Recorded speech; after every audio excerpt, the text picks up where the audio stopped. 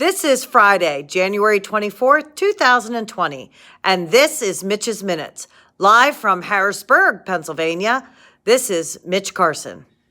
Hello everybody, I'm Mitch Carson and welcome to Mitch's Minutes today. And you might notice my setting today is in a classroom because today I am broadcasting to you live from Central Dauphin East High School, home of the Panthers. And yes, I am a graduate of Middletown, but I grew up very familiar with the school. Both my parents have taught here. My dad taught here for 20 years, and then when I was in 5th grade, he went to teach at his alma mater, Middletown. And my mom has been teaching here for 32 years and still continues to teach. And I do have a special guest here with me from East High today, and we'll get to that later on in the show. But I'm going to begin with what I begin with every program, and that, of course, is the news. And we're going to get right to that, starting with national news. A second coronavirus case has been confirmed in the U.S. The announcement came out early this morning, and the CDC is investigating 61 potential cases in 22 states. 11 were negative, and the others are pending.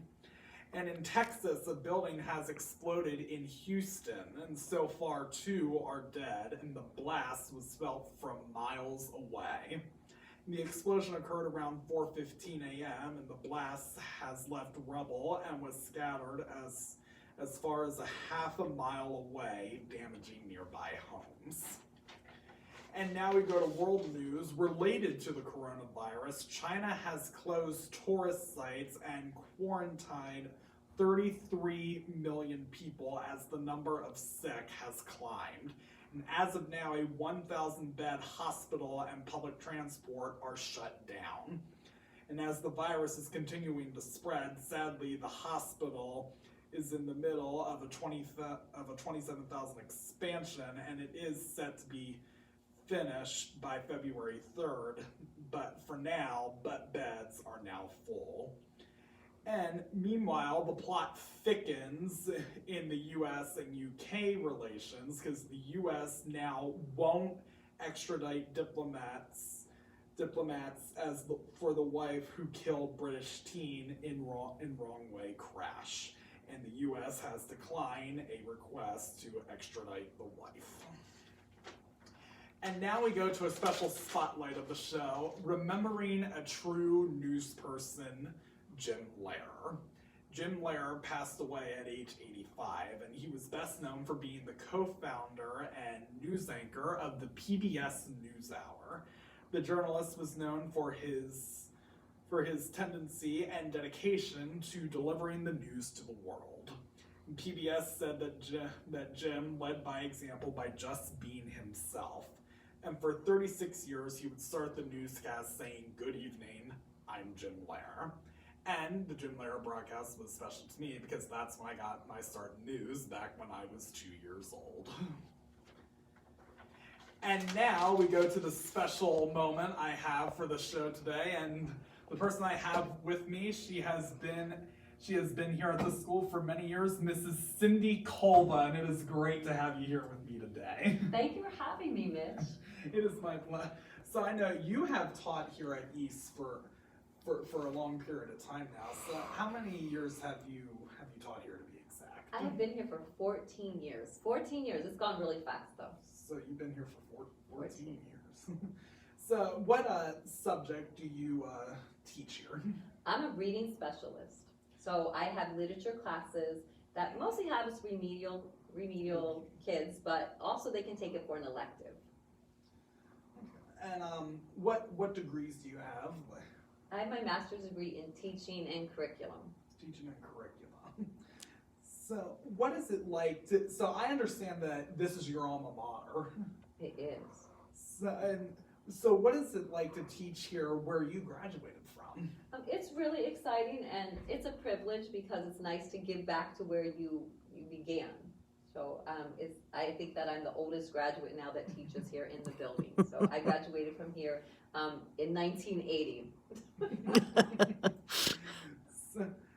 So so for you, like your job here, it seems like since you graduated here is to teach the kids like what you learned here and to apply it to them and what they can learn. Yes, yes, and reading is so important. I mean, if you really think about it, reading applies to every single subject area. So you've got to be a great reader in order to make sense of any class. So what are the demographics here at East High?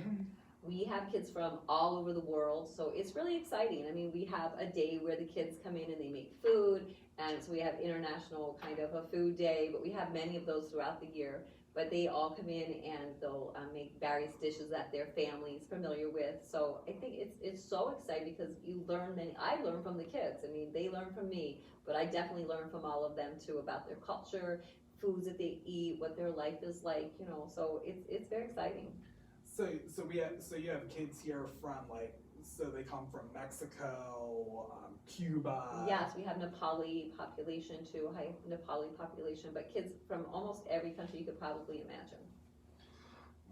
So I know, and this is a 2 high school district. So like we're here at Central Dauphin East, and there's also another high school in this district called Central Dauphin. So like, what is like in the good, but then the bad about being part of a school district that has 2 high schools? I don't think it's a bad thing, but we call that the green school. The green school. Yes, the green school. So, you know, being an East High graduate, I feel very comfortable here.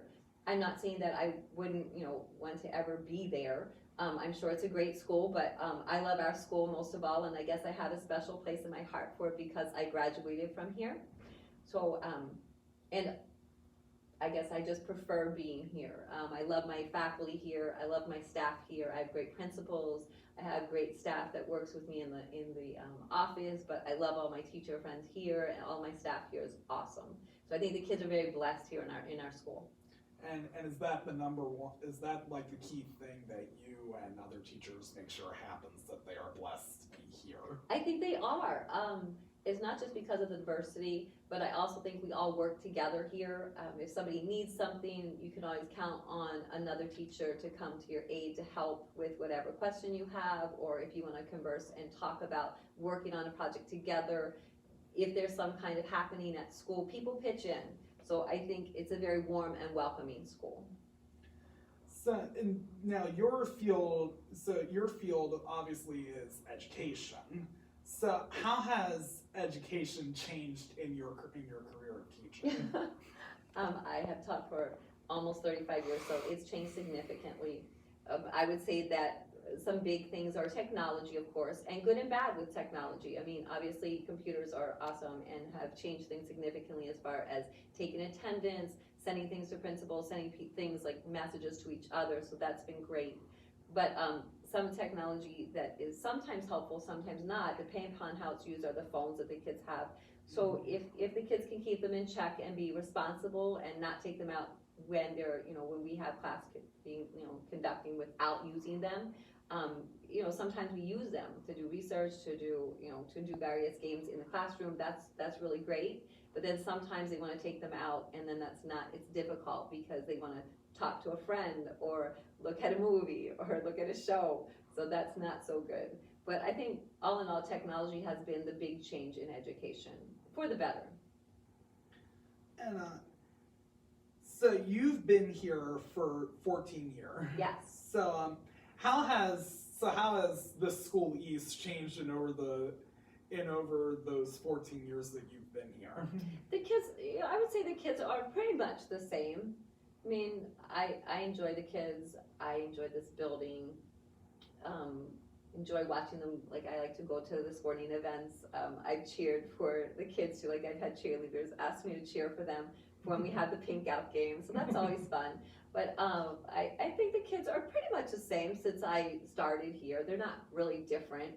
I mean, the kids are pretty much the same. I don't think they've changed very much. And my last question for you is, what do you think the next 10 to 20 years will bring to like not just education, but to here at East High as well?